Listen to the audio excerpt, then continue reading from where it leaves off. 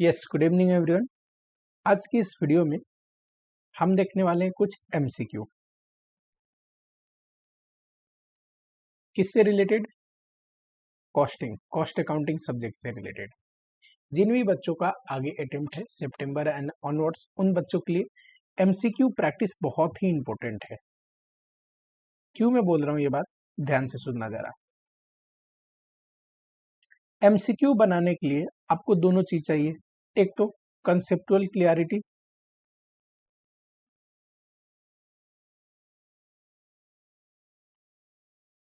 और दूसरा प्रैक्टिस। चीजें क्लियर होनी चाहिए और साथ ही में एक्यूरेट होनी चाहिए।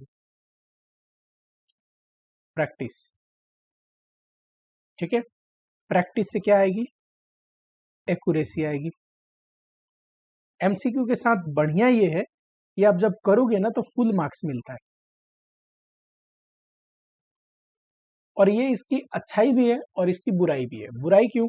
जब आपसे थोड़ा भी मिस्टेक हो गया तो there is no concept of step wise marking.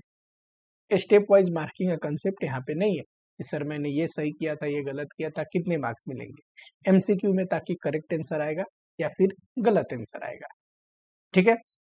तो जहां पे आपको फुल मार्क्स तो मिलेगा, लेकिन थोड़ी सी भी गलती नहीं होनी चाहिए। उसके लिए कंसेप्चुअल क्लियरिटी एकदम टकाटक 100% बढ़िया होना चाहिए, ठीक है। No confusion at all. छोटी छोटी पॉइंट्स पे एमसीक्यू पूछते रहता है,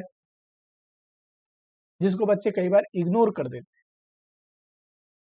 तो मैं ये बोलूंगा, जितने एमसीक्यू की वीडियो में लेके आ रहा हूँ, वीडियो को ध्यान से देखो। अभी तो ये एमसीक्यू कौन सा करा रहा हूं मैं? एमटीपी में ही आए हुए एमसीक्यू।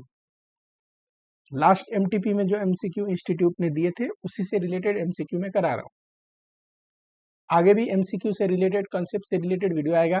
अच्छा, किसी बच्चे ने कमेंट किया था मसीना और रेट के रिगार्डिंग, मैं इससे रिलेटेड नेक्स्ट वीडियो बना दूंगा, ठीक है। जितने भी बच्चे हैं जिन्हें मसीना और रेट हार्ड लगता है, नेक्स्ट वीडियो जरूर देखना। उसके बाद कभी भी मसीना और रेट आपको डिफिकल्टी नहीं लगेगी, ठीक है। समझाने की गारंटी मेरी, और मैं आप लोग को 100% एश्योरेंस दे रहा हूं कि उसके बाद कभी भी आपको कोई कंफ्यूजन नहीं रह जाएगा। बिल्कुल भी आसान लगेगा मसीना और रेट की क्वेश्चन, ठीक है। जितने भी बच्चे जिनका सितंबर में अटेम्प्ट है, फटाफट से, या फिर जिन बच्चों का सितंबर नहीं जनवरी में अटेम्प्ट है और ये वीडियो देख रहे हैं, फटाफट से आप लोगों को कमेंट में लिखना है आप लोगों का अटेम्प्ट कब है, ठीक है। आ जाओ फटाफट से, आगे बढ़ते हैं। आ जाओ फटाफट से। सबसे पहला जो क्वेश्चन आया था, ये क्वेश्चन है प्रोसेस कॉस्टिंग की। एंड प्रोसेस कॉस्टिंग में वैल्यूएशन ऑफ डब्ल्यूआईपी की बात करें तो फीफो मेथड से, ठीक। बहुत छोटा और प्यारा क्वेश्चन है, देख लेते हैं पूछा क्या क्या है, उसी अनुसार हम, क्योंकि हमें फुल फ्लेज सॉल्यूशन नहीं बनाना, फटाफट से चीजें निकल जाए इतना करना है। Time saving is the main motto, ठीक है। रॉ मटेरियल कितना इंट्रोड्यूस हुआ ये हमें बताना है, ठीक है। नॉर्मल लॉस, अब नॉर्मल लॉस कितना है बताना है। Raw material, value of raw material added, जो रॉ मटेरियल फ्रेश प्रोसेस में ऐड हुआ है वो कितने अमाउंट का ऐड हुआ है। क्लोजिंग डब्ल्यूआईपी में लेबर का और ओवरहेड का खर्चा कितना है ये पूछ रहा है। और जो आउटपुट ट्रांसफर हुआ है फिनिश गुड्स में, उसकी वैल्यू पूछ रहा है, ठीक। आ जाओ फटाफट से पढ़ते हैं। Arnab limited manufacture chemical solution used in paint, ठीक है। Chemical solution are produce in different process, अलग अलग प्रोसेस होके केमिकल जो है सॉल्यूशन प्रोड्यूस होता होगा। Some of the processes are hazardous in nature which में रिजल्ट इनटू फायर एक्सीडेंट। और क्योंकि ये केमिकल प्रोसेसिंग है तो कई बार फायर एक्सीडेंट हो जाता है, हजार्डियस प्रोसेस है, ठीक है, डेंजरस प्रोसेस है। During last month one fire accident occur in factory the fire destroyed some of the paper file. अब देखो यहाँ पे क्या है, जब फायर हुआ तो कुछ डॉक्यूमेंट जो है, कुछ डिटेल जो है डिस्ट्रॉय हो गए, यानी कि आपको पता करने, ठीक। You are being an associate to chief manager are assigned to prepare the process account for the month during which fire has occurred. जिस मंथ में फायर हुआ था, ठीक, उस मंथ का हमें प्रोसेस अकाउंट बताना है। From the document and file other source, जो भी डॉक्यूमेंट बचे हुए हैं, फाइलें बची हैं, उनके अनुसार फ्लोइंग इंफॉर्मेशन हैज रिट्राइव्ड, ये इंफॉर्मेशन हमें पता चलता है। क्या? ओपनिंग WIP दे रखा है 500 लीटर, ये क्या है? यूनिट है, क्वांटिटी है, केजी में हो सकता है, लीटर में हो सकता है, और परसेंटेज कंप्लीशन दे रखा है। देखो, जब भी आपको क्वेश्चन आए, ठीक, अगर फीफो मेथड पूछा है, जैसे कि हमारे केस में है, देखो यहाँ पे फीफो मेथड, तो ओपनिंग में परसेंटेज कंप्लीशन देना मैंडेटरी है, तो यहाँ पे दिया भी है। लेबर के लिए कितना? 80% एंड ओवरहेड के लिए 60%, ठीक, और टोटल ओपनिंग जो WIP है उसका वैल्यू दे रखा है इतने का है। क्लोजिंग WIP कितना है? 100 लीटर, और परसेंटेज कंप्लीशन दे रखा है लेबर के लिए 20 एंड ओवरहेड के लिए 10। ये क्लोजिंग स्टॉक के लिए। Opening stock in the process normal loss 10% है, किसका? फ्रेश इनपुट का, इस प्रोसेस में जितने आए उसका 10%। टोटल लॉस दे रखा है 800, ये क्या होता है? नॉर्मल लॉस प्लस अब नॉर्मल लॉस, अब नॉर्मल लॉस, करेक्ट। अगले प्रोसेस में इतना यूनिट ट्रांसफर हुआ, जो भी स्क्रैप है, जो यूनिट लॉस हो गए, खराब हो गए, वो कितने में बिक सकते हैं? 20 पर litre. All the material are added at a commencement of process, ये इंपॉर्टेंट लाइन है, मटेरियल शुरू में ही डल जाती है, तो क्लोजिंग स्टॉक में 100% मटेरियल डल गया होगा। ओपनिंग स्टॉक में पिछली बार ही पूरा मटेरियल डल गया होगा, तो 100% मटेरियल डल गया, तो इस बार कुछ भी नहीं डलेगा, 0% होगा परसेंटेज, ठीक है। द कॉस्ट पर यूनिट दे रखा है आपको, इक्विवेलेंट कॉस्ट पर यूनिट दे रखा है, इतना है टोटल, जिसमें मटेरियल का ये है, लेबर का ये है, ओवरहेड का ये है, ठीक। पूछा क्या है? रॉ मटेरियल कितना ऐड हुआ, ये तो बहुत आसान है, प्रोसेस अकाउंट में देखना जरा। ओपनिंग 500 है, लॉस 800 है, नॉर्मल अब नॉर्मल अभी नहीं पता हम टोटल, क्योंकि अब नॉर्मल दोनों तो क्रेडिट साइड में ही आते हैं। चलो, फिनिश गुड्स में कितना ट्रांसफर हुआ? 3400। क्लोजिंग स्टॉक कितना है? 100, तो कितना हो गया? 4300, तो इधर भी 4300 होगा। जो बैलेंस है वही तो है, इस बार की इनपुट कितना है? 3800। तो पहले क्वेश्चन का आंसर आएगा 3800 लीटर। कैसे आया? देखो, दोनों साइड में यूनिट तो सेम होनी चाहिए, क्रेडिट साइड का इंफॉर्मेशन था, डेबिट साइड में मैंने बैलेंसिंग फिगर डाल दिया। नॉर्मल अब नॉर्मल लॉस पूछा है, आपको पता होगा नॉर्मल लॉस कितना है? जो भी इस बार की इनपुट है उसका 10%, 380। अब नॉर्मल लॉस क्या पढ़ा है डेफिनेशन?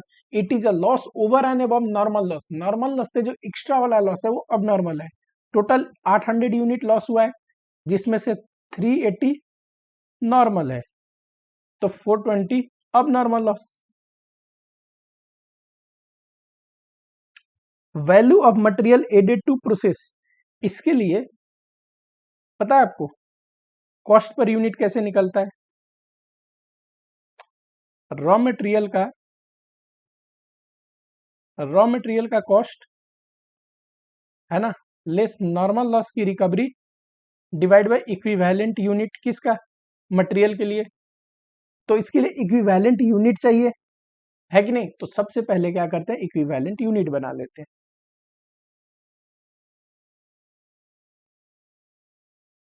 इक्विवेलेंट यूनिट देखो जरा, करंट ईयर में कितना यूनिट बना है? 34। पहले ओपनिंग बना होगा, फीफो मेथड क्या बोलता है? फर्स्ट इन फर्स्ट आउट, पहले ओपनिंग पे काम हुआ होगा, 5 से बना, फिर करंट ईयर के इनपुट में से 2900 बना होगा। नॉर्मल लॉस कितना है? 380। अब नॉर्मल लॉस 420, क्लोजिंग स्टॉक 100। चलो ये रहा मटेरियल, लेबर, ओवरहेड। ये बताओ, मटेरियल इस बार कुछ नहीं लगा होगा, 100% पिछली बार ही लग गया है, प्रोसेस के स्टार्टिंग में ही मटेरियल लगता है। लेकिन लेबर ओवरहेड तो लगा होगा, कितना? ओपनिंग में देखना है, ये रहा 80% लेबर लग चुका है ओपनिंग में, तो इस बार 20% लगेगा। 60% लेबर लग चुका, ओवरहेड लग चुका है ओपनिंग में, तो इस बार 40% काम होगा। ठीक है, तो लेबर 20% से 100 आएगा एंड ओवरहेड 40% का मतलब 200 आएगा। करेंट ईयर का तो इनपुट मटेरियल में भी इतना ही, लेबर में भी इतना ही, ओवरहेड में भी इतना ही। नॉर्मल लॉस कुछ नहीं। अब नॉर्मल लॉस बताओ, इसकी परसेंटेज कंप्लीशन नहीं दिया तो 100% completed in all aspect, material, labour, overhead सारा 100%। क्लोजिंग स्टॉक, मटेरियल तो पूरा ही लोगे, परसेंटेज कंप्लीशन 100, क्यों? बोल रहा है ना मटेरियल स्टार्टिंग में ही लग जाता है। लेबर ओवरहेड के लिए बताओ, देखना जरा। हाँ जी, लेबर 20%, ओवरहेड 10%। 20%, इसका 20%, 20 आएगा, 10 आएगा, करो जरा।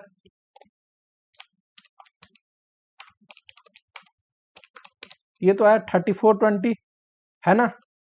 कॉस्ट पर यूनिट के लिए मटेरियल का कॉस्ट पर यूनिट कैसे निकलेगा?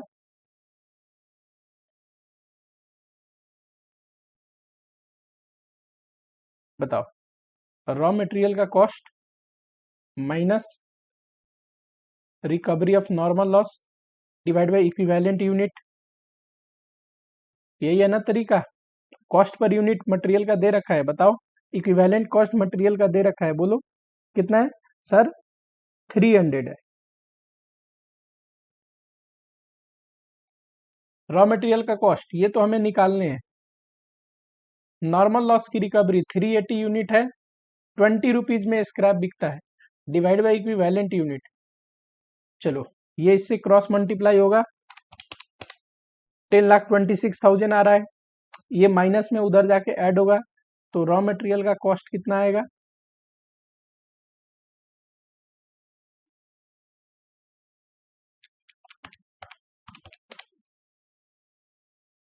जोड़ दो, ये आ रहा है 10,33,600,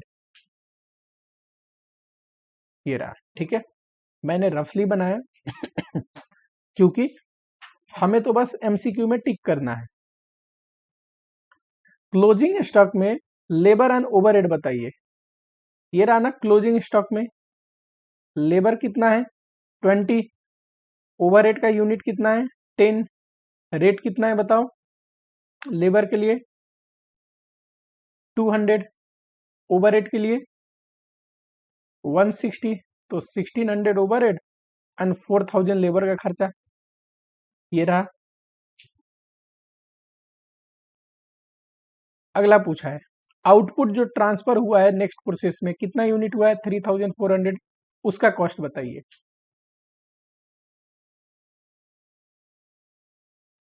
देखो फीफो मेथड में कैसे निकालते हैं?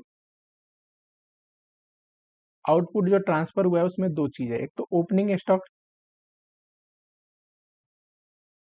ओपनिंग स्टॉक में ऑलरेडी कितना कॉस्ट लगा हुआ है बताओ? ओपनिंग कॉस्ट कितना है? 2,78,000। करेंट ईयर में ओपनिंग स्टॉक में कॉस्ट कितना लगा? देखो 100 यूनिट मटेरियल के एस्पेक्ट में है इक्विवेलेंट एंड 200 ओवरहेड, तो 100 इंटू लेबर के एस्पेक्ट में 200 रेट है, 200 ओवरहेड के, ये 20,000 आएगा, 32,000 आएगा, 52,000 आया, तो 52 प्लस 278, 3,30,000, तो ये कॉस्ट आया जो ओपनिंग का है। और करेंट ईयर में जो बने हैं 2,900, बताओ।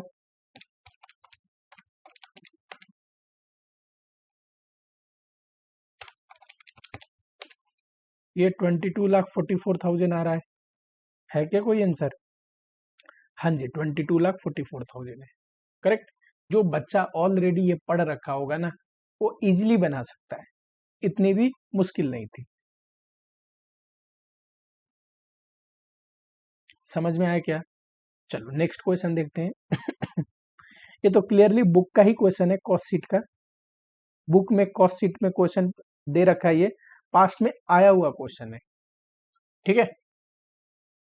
बस जो क्वेश्चन है हम कॉस्ट शीट बनाते हैं, उसी कॉस्ट शीट को डिटेल को डाल दोगे तो एमसीक्यू में पूछ लेगा कि प्राइम कॉस्ट बताओ, कॉस्ट ऑफ प्रोडक्शन बताओ, और क्या।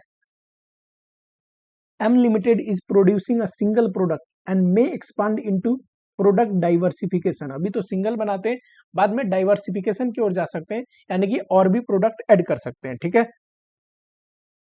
इन 1 or 2 year M limited among labour intensive company.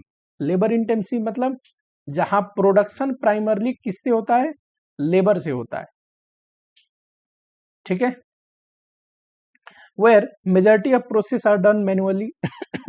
Manual काम ज्यादा होता है, लेबर से ज्यादातर प्रोडक्शन होता है। Employ cost is a major element in the total cost of company. Employ cost एक ह्यूज पार्ट होता है, क्योंकि लेबर काम करते हैं, मशीनरी वगैरह कम है, ऑटोमेशन कम है, ठीक है। The company conventionally use to perform uses performance parameter earning per man shift to measure cost paid to employee for a shift of 8 hours and output per man shift to measure employee output for a shift of 8 hours। कह रहा है employ की earning ध्यान देना हो ना, तो earning per man shift, यानी कि एक इंसान एक शिफ्ट काम किया 8 घंटे में तो कितना कमा रहा है ये देखते हैं, ठीक। एंड आउटपुट मेजर करना हो तो आउटपुट पर मैन शिफ्ट, यानी कि एक इंसान 8 घंटे का शिफ्ट करता है तो कितना बनाता है, ठीक है। ये हम पता करते हैं परफॉर्मेंस मेजरमेंट के लिए एम्प्लॉय का, ठीक। मेन कहानी यहां से शुरू होता है। During last month total output कितना बनाया? इतना बनाया, ठीक है। एक्सपेंडिचर, ये रॉ मटेरियल कंज्यूम्ड क्या है? Direct material. Power utility cost क्या होता है? Direct expense. डीजल कंज्यूम्ड, ये भी direct expense. Wages paid and gratuity and leave encashment, direct wages. Direct wages में क्या? जितनी भी पेमेंट या जितने भी खर्चे हम जो वर्कर पे करते हैं वो सारे डायरेक्ट वेजेज में आएंगे, चाहे वो मॉनेटरी बेनिफिट हो, डेफर्ड मॉनेटरी बेनिफिट हो, किसी भी नाम से दे, ठीक है। एम्प्लॉय पे जितने भी खर्चे कर रहे हैं सारे डायरेक्ट वेजेज में आएंगे, ठीक है। Hiring charge paid for EMM, ये कोई मशीन है जिसके लिए हायर चार्ज पे करते हैं। And which is directly used in production, जब डायरेक्टली प्रोडक्शन में यूज होता है तो इसकी जो हायर चार्जेज है वो डायरेक्ट एक्सपेंस का पार्ट होगा, ठीक। Higher charges paid for official purpose use car, एक कार है जो ऑफिशियल पर्पस के लिए यूज होता है, ये क्या है? जनरल एडमिनिस्ट्रेटिव ओवरहेड, ऐसे लिख सकता हूं, एडमिनिस्ट्रेटिव ओवरहेड जनरल वाले। डीजल का रीइंबर्समेंट, ये भी है administrative overhead general in nature. Cost of sale निकालते टाइम काम आएगा। और एक होता है एडमिनिस्ट्रेटिव ओवरहेड, कुछ ऐसे भी होते हैं जो प्रोडक्शन से संबंधित हो, वो कॉस्ट ऑफ प्रोडक्शन में डालते हैं, ठीक है। ये इंपॉर्टेंट लाइन है। Hiring of car attract GST and RCM. RCM में अगर जीएसटी देते हैं 5%, तो ये भी हमारे लिए कॉस्ट है, तो ये भी administrative overhead related general in nature वाले में आएगा, ठीक है। कॉस्ट ऑफ सेल निकालते टाइम जो एडमिनिस्ट्रेटिव ओवरहेड लिखते हैं जनरल एडमिनिस्ट्रेटिव ओवरहेड, उसमें लेंगे। लेकिन जीएसटी का रूल देखोगे ना, तो वो कहता है जब हम हायर चार्जेस लेते हैं ना और रीइंबर्समेंट ऑफ डीजल है, तो जो जीएसटी है वो ये प्लस रीइंबर्समेंट दोनों पे निकलेगा, तो 88,000, इसका 5% बताओ, 4,400। ऐसा क्यों है? ऐसा अगर गवर्नमेंट रूल ना लेके आती तो लोग पता है क्या करते? 1 लाख की गाड़ी हायर किया तो उसको दिखा देते कि सिर्फ गाड़ी का 20,000 हायर चार्जेस था, 80,000 मैंने डीजल की रीइंबर्समेंट के लिए दिया। तो सरकार बोला इतना दिमाग लगाते हो क्या, चाहे आप हायर चार्जेज हो या रीइंबर्समेंट, जितना पेमेंट किया सब पे ही लगना चाहिए ना।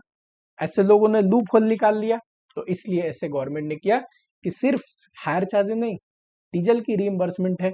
अगर सही में डीजल डाला, तुमने डाला, अगर तुमने डाला है तो कोई दिक्कत नहीं, रीइंबर्समेंट किया, पे किया तो उस पर जीएसटी लगती है। ठीक है, चलो maintenance cost for waiting bridge, जो फाइनल आउटपुट है उसको वेट करने के लिए जो बनी हुई होती है उसकी मेंटेनेंस के लिए जो है ये 12,000, ये डिस्ट्रीब्यूशन से रिलेटेड खर्चा है। वेटिंग ब्रिज के पास AMC cost of CCTV install, annual maintenance cost है जो सीसीटीवी लगा है वेटिंग ब्रिज के पास, ठीक है, उसका जो खर्चा है 8,000 है, और फैक्ट्री प्रीमाइसेज में उसका खर्चा है 18,000। तो बताओ वेटिंग ब्रिज तो डिस्ट्रीब्यूशन से रिलेटेड खर्चा है, तो वहां पे जो सीसीटीवी का एनुअल मेंटेनेंस है ये भी डिस्ट्रीब्यूशन से रिलेटेड खर्चा आएगा, सेलिंग एंड डिस्ट्रीब्यूशन ओवरहेड में। लेकिन जो फैक्ट्री प्रीमाइसेज में है ये फैक्ट्री ओवरहेड में आएगा। ठीक, TADA and hotel bill paid for sales manager, ये तो सेलिंग ओवरहेड है, इतना ही खर्चा है।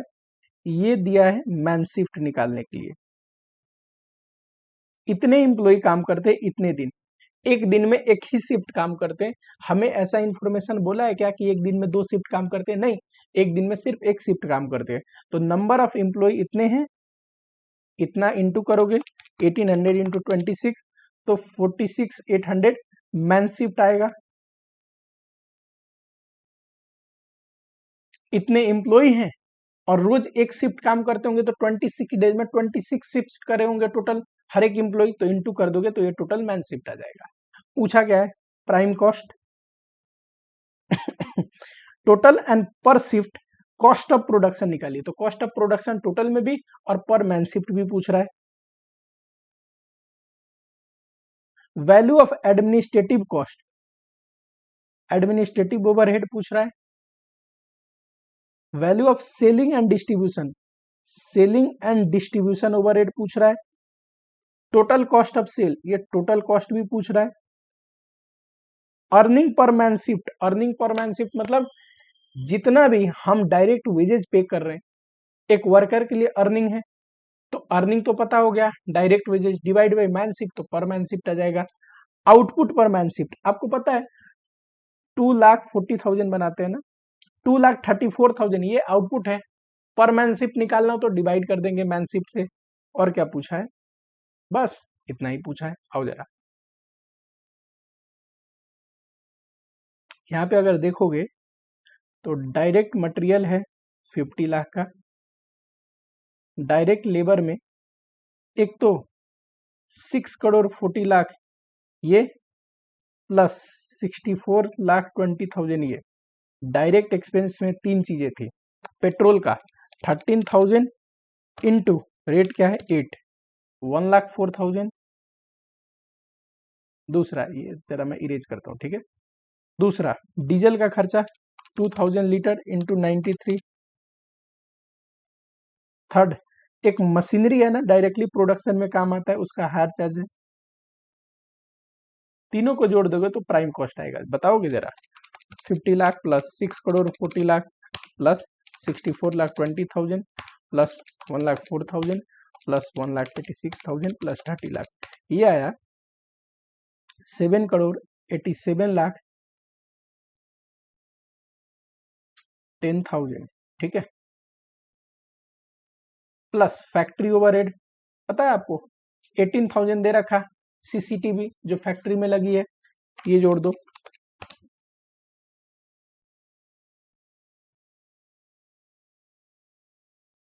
वैसे ये जोड़ने के बाद फैक्ट्री कॉस्ट आता है, उसके बाद कॉस्ट ऑफ प्रोडक्शन आता है, पर कोई भी और खर्चा दिया ही नहीं है, ठीक है। फैक्ट्री कॉस्ट के बाद के जो खर्चे होते हैं जैसे कि एडमिनिस्ट्रेटिव ओवरहेड, जो प्रोडक्शन से संबंधित हो, रिसर्च एंड डेवलपमेंट का कॉस्ट हो गया, क्वालिटी कंट्रोल हो गया, ये सब तो दिया नहीं है। ओपनिंग स्टॉक क्लोजिंग स्टॉक की भी डिटेल नहीं है, तो ये क्या हो गया कॉस्ट ऑफ प्रोडक्शन, ठीक है। इसमें एक तो एडमिनिस्ट्रेटिव ओवरहेड जो जनरल इन नेचर है वो डालोगे, उसमें क्या आएगा 66,000 ये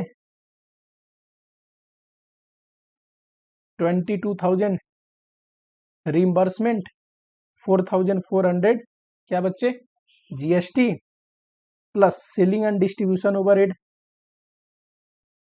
12,000 वेटिंग ब्रिज का 8,000 सीसीटीवी का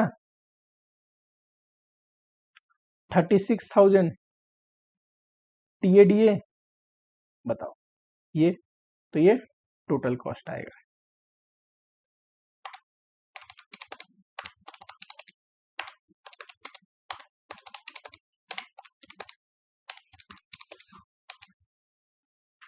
सेवन 8,7,6,400 ठीक, ये टोटल कॉस्ट आया।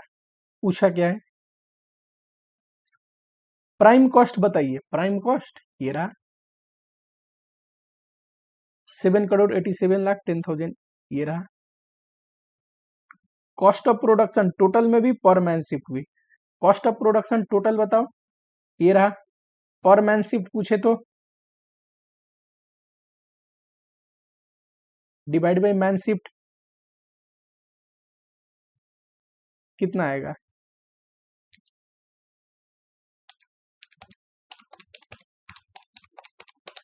ये आया 1682.22 ठीक है। थर्ड पूछा है एडमिनिस्ट्रेटिव कॉस्ट, ये तीनों को जोड़ दो 92,400 आना चाहिए। सेलिंग एंड डिस्ट्रीब्यूशन ये तीनों को जोड़ दो 56 आनी चाहिए। ये रहा टोटल कॉस्ट ये रहा ठीक। उसके बाद क्या पूछा है value of earning per man shift, earning में कितना अर्निंग मिलता है ये देखो, ये भी अर्निंग है 6,40,00,000 एंड 64,20,000 टोटल अर्निंग है, यहीं पे निकाल देता हूं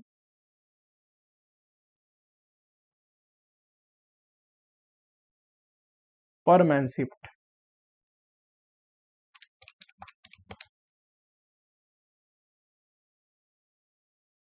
अच्छा आउटपुट पर मैन शिफ्ट तो 2,34,000 डिवाइड बाई 46,800 तो 5 टन आएगा क्योंकि टन में डेटा था।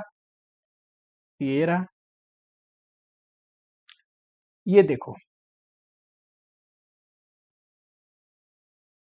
सेकेंड क्वेश्चन,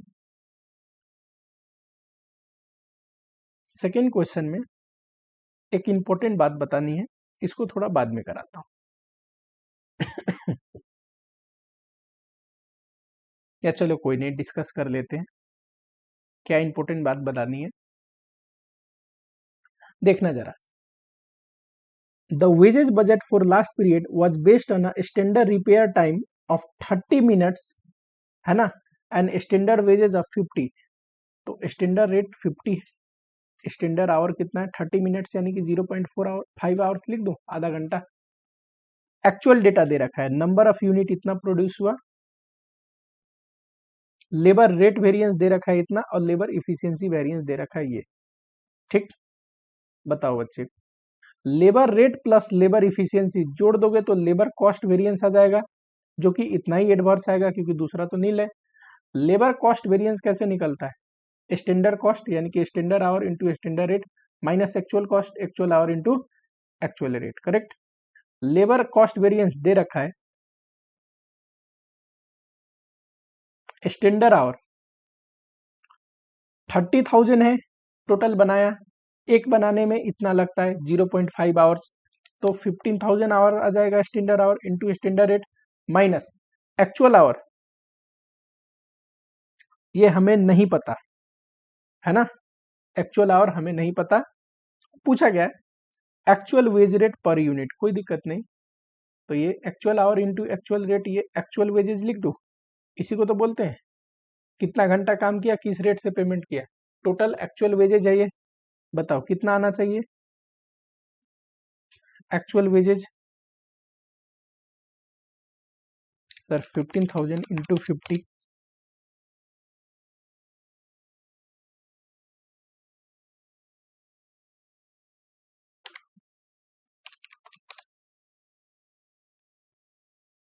पूछा क्या है? Per unit. भाई साहब ये तो टोटल वेजेज है, पर यूनिट पूछे तो divide by number of unit 25.25। बताना क्या था वो जरा सुनना ध्यान से।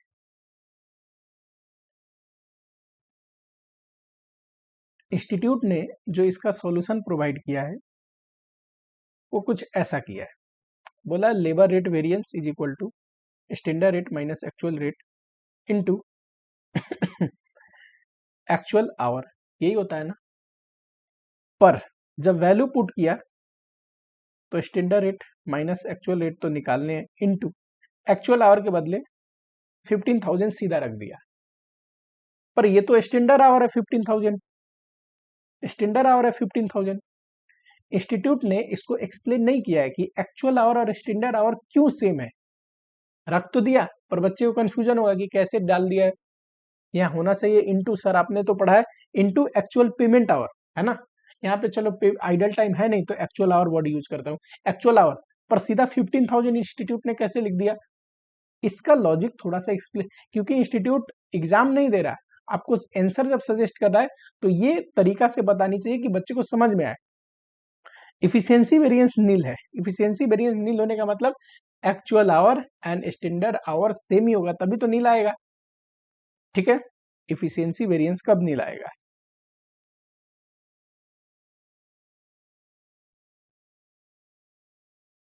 ये नील तब आएगा जब ये दोनों सेम होंगे, है कि नहीं। ये दोनों सेम होंगे, स्टैंडर्ड आवर 15,000 है, ये भी 15,000 होगा तभी आएगा। तो जब इफिशियंसी वेरिएंस नील है तो यानी कि standard our actual hour same है, तो इसीलिए एक्चुअल आवर के बदले 15,000 इंटू करके रेट निकाला हुआ है। पर ये चीज को एक्सप्लेन नहीं किया, बच्चों को कंफ्यूजन हो सकता है कि सर ये कैसे लिख दिया, ठीक है। आ जाओ नेक्स्ट क्वेश्चन पे आ जाओ। बिल्कुल बेसिक सा क्वेश्चन है, कहाँ पे पढ़े हम लोग, तो ये चाहे तो यूनिट कॉस्टिंग में भी आप पढ़ते हैं और बजट में भी इस कंसेप्ट को यूज करते हैं। अलग एक्टिविटी लेवल दिया है और बजटेड ओवरहेड भी दिया है। 50% पे ये खर्चा है, 70% पे ये खर्चा है, 60% पे निकाल के बताइए, ठीक है। आपने ओवरहेड में एक चीज पढ़ी होगी कि फिक्स होता है, ओवरहेड वेरिएबल होता है, एक सेमी वेरिएबल भी होता है और एक सेमी फिक्स्ड भी होता है। सेमी फिक्स्ड तो आपको नहीं पढ़ना है इस लेवल पे, उससे रिलेटेड कंसेप्ट और क्वेश्चन नहीं है, ठीक। सेमी वेरिएबल में क्या पढ़ा है? सेमी वेरिएबल का मतलब जिसमें फिक्स भी है प्लस वेरिएबल पर यूनिट भी है। यहाँ पे यूनिट ना देके क्या दे रखा है? लेवल ऑफ एक्टिविटी, कोई दिक्कत नहीं। तो उस केस में जब सेमी वेरिएबल का क्वेश्चन हो तो कैसे निकालते हैं? वैसे पता कैसे चलता है ये सेमी वेरिएबल का, देखना फिक्स ये ओवरहेड अगर फिक्स होता तो अगर हम प्रोडक्शन अपनी बढ़ा रहे हैं तो ये फिक्स ही रहता, पर फिक्स तो है नहीं तो ये फिक्स नहीं है। वेरिएबल है क्या? नहीं, ये वेरिएबल भी नहीं है। क्यों? अगर वेरिएबल होता तो जैसे प्रोडक्शन बढ़ा उसी रेशियो में ये भी बढ़ता। फॉर एग्जाम्पल अगर 30 लाख बच्चे 50% कैपेसिटी का है तो 70% कैपेसिटी पे काम करेंगे तो कितना? 45 लाख होना चाहिए था अगर ये वेरिएबल होता तो, पर ये तो 45 लाख भी नहीं है। तो जो फिक्स भी नहीं है, वेरिएबल भी नहीं है, वो है सेमी वेरिएबल। सेमी वेरिएबल के केस में जैसे ये लेवल ऑफ एक्टिविटी है ना, आप यूनिट समझ लो। हम कैसे पढ़ते हैं? वेरिएबल कॉस्ट पर यूनिट निकालना, चेंज इन टोटल कॉस्ट जो कि है 10 lakh divide by change in unit. यहाँ पे यूनिट नहीं है, लेवल ऑफ एक्टिविटी है तो 25% पर लेवल ऑफ एक्टिविटी 1% कैपेसिटी के लिए कितना आएगा? 40,000। 25 ही लिखना, परसेंटेज मत लगाना, ठीक। 40,000, ठीक। Variable cost per level of activity. अब 60% पे निकालना है ना, पहले फिक्स निकाल लो। किसी भी लेवल पे फिक्स निकल सकता है। मान लो एट 50% पे करते हैं ठीक, तो फिक्स कैसे निकलता है? Total cost minus variable cost. Total cost है sir 30 lakh and variable cost 40,000 into 50, तो ये 20 लाख आएगा। घट जाएगा 30 लाख में से 20 लाख, तो 10 लाख आया फिक्स। अब 60% पे निकालना है, कैसे निकलेगा सर? 60 इंटू 40,000, ये तो वेरिएबल है, प्लस 10 लाख फिक्स है। 6 4 24, 24 lakh plus 10 lakh 34 lakh. Zero base budgeting पे क्वेश्चन है और पूछा गया है which of the statement is false. Traditional budget और जीरो बेस बजट में क्या फर्क होता है, थोड़ा समझा देता हूं। मान लो मैंने पिछली बार बजट किया था और मटेरियल कॉस्ट लिखा था 1 लाख का लगता है, करेक्ट। इस बार जब मैं बजट बना रहा हूं, अब जब मैं बजट बना रहा हूं, तो मैं क्या देखता हूं कि मटेरियल कॉस्ट पिछली बार 1 लाख लगा था। अगर हम उतना ही लेवल ऑफ एक्टिविटी परफॉर्म करने वाले और 5% मान लो इन्फ्लेशन बढ़ गया है, तो 1,05,000 के आसपास लगेगा। मैंने पिछले साल का डेटा को यूज किया इस साल बजट बनाने के लिए, बस उसमें जो फैक्टर चेंज हुए उसको एडजस्ट कर दिया। ये है ट्रेडिशनल बजटिंग। समय कम लगता है, पैसा कम लगता है, क्यों? आपने डेटा पिछले साल आपके पास पड़ी हुई थी, उसी को यूज करके बजट बनाया। लेकिन ये कहता है फ्रेश बजट हमेशा हर एक एक्टिविटी को री इवेल्युएट करेंगे। जैसे पिछले साल मान लो 1 लाख का मटेरियल लगा था, ठीक, इस बार कितना मटेरियल लगेगा अगर पता करना हो तो मैं गया मार्केट, मटेरियल का रेट पता किया, कोटेशन लिया, इस रेट से बाई कर पाऊंगा, ठीक, और फिर मैंने पता किया कि 1,06,000 लगने वाले हैं ठीक है।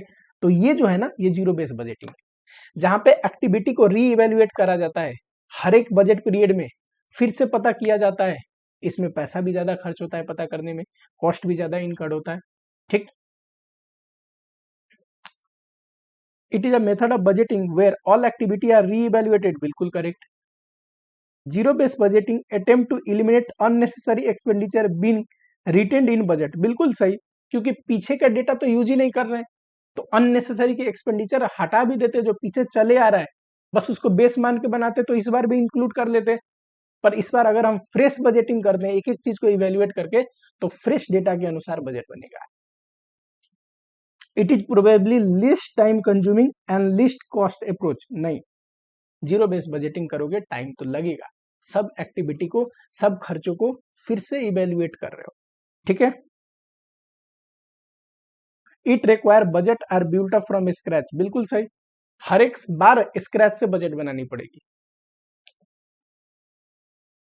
क्या पूछा है? अंडर ओवर रिकवरी कैसे निकलता है? Recovered minus actual. रिकवर्ड कैसे निकलता है? रिकवरी रेट, बजटेड ओवरहेड है, बजटेड मशीन आवर है, डिवाइड कर दो, तो रिकवरी रेट आया 30 इंटू एक्चुअल मशीन आवर, तो ये रिकवर्ड आ गया, और एक्चुअल ओवरहेड पता है, घटा दो,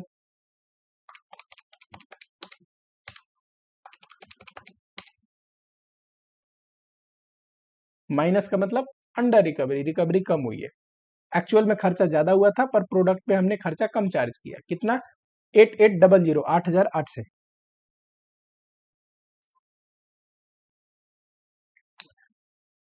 A customer has been ordering this much cap during the year. Annual requirement है 80,000.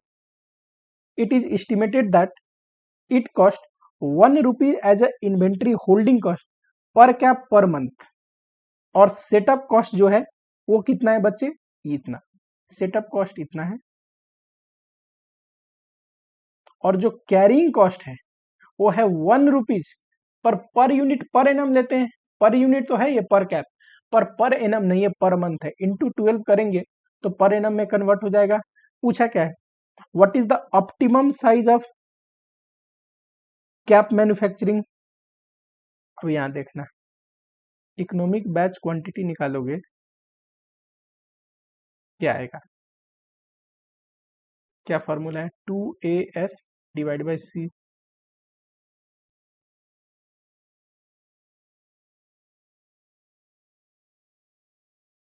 सेटअप कॉस्ट बताओ जरा, इकोनॉमिक बैच क्वांटिटी एक बार में हमें बनानी कितनी चाहिए?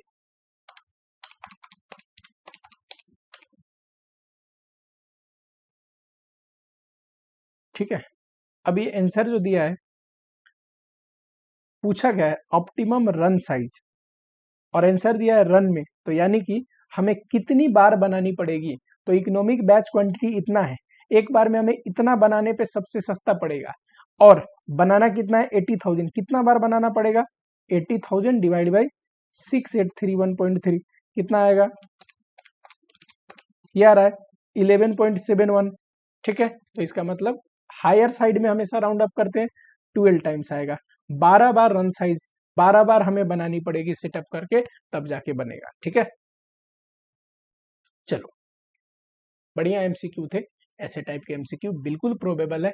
ठीक, नेक्स्ट वीडियो में लेके आ रहा हूँ मशीन आवर रेट पे, बहुत आसान तरीके से देखेंगे और बहुत बढ़िया बढ़िया क्वेश्चन भी करा दूंगा। ठीक है, मशीन आवर रेट, उसके बाद कोई कंफ्यूजन नहीं रह जाएगा, ये मेरी गारंटी है।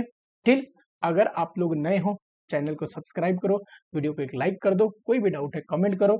ठीक है, एंड ये जरूर लिखो कि आप लोगों में से किसका अटेम्प्ट कब है।